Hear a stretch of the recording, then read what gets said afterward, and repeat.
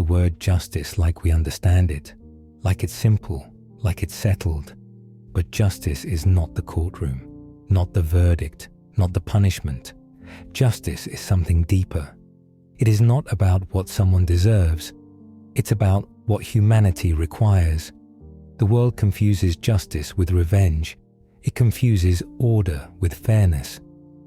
A system can be legal and still be unjust.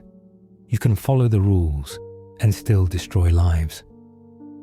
Justice isn't served by law books. It's served by truth. And truth, most of the time, is inconvenient.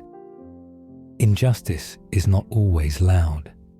Sometimes it's a quiet denial, a file that goes untouched, a voice unheard.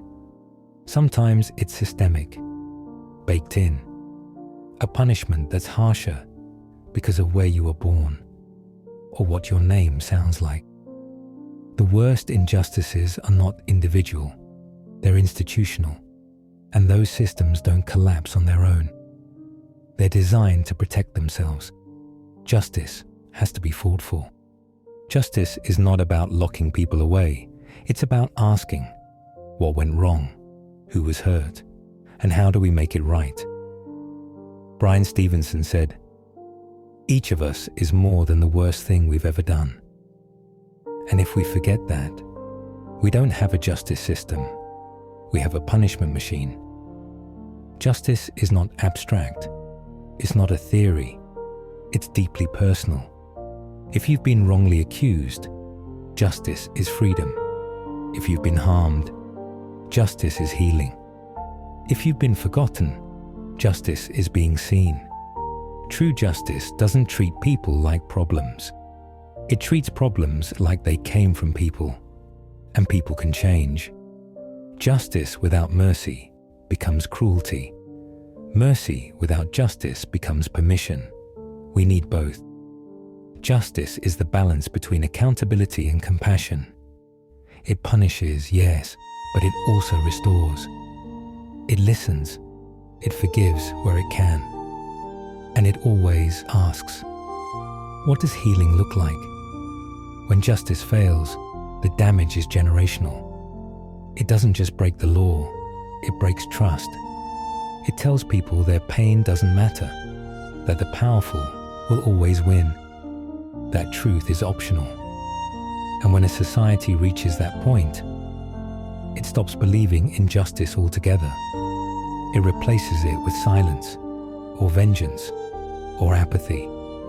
And those are the seeds of collapse. Justice should not be measured by how we treat the guilty. It should be measured by how we treat the vulnerable, the accused, the poor, the voiceless. Justice is not a spotlight. It's a mirror. It shows us who we are, what we tolerate, what we choose to ignore.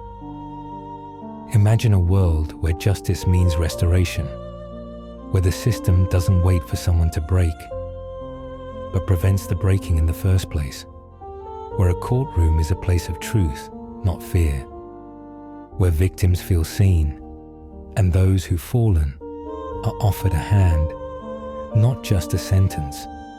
Imagine a world where justice isn't just for the few, but for everyone. That's not weakness. That's the highest kind of strength. Justice is not a destination. It's a discipline, a daily decision to care, to intervene, to speak up. Not because it's easy, but because it's right. And if we want to call ourselves civilized, then we must ask every single day, who are we protecting and who are we forgetting? That's where justice begins.